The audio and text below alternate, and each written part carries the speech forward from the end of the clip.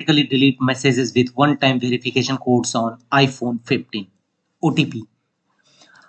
How often you receive a messages with a one-time verification code, and once you confirm the codes, that messages is no longer needed, but yet it remains in your messages folder.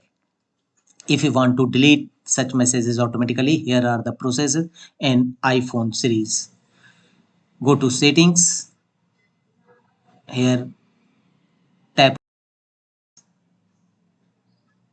unlock your iPhone, and here go to password options,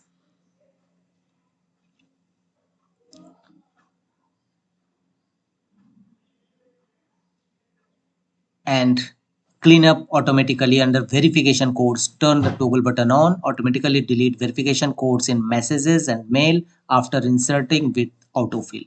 Once used, this codes OTP will automatically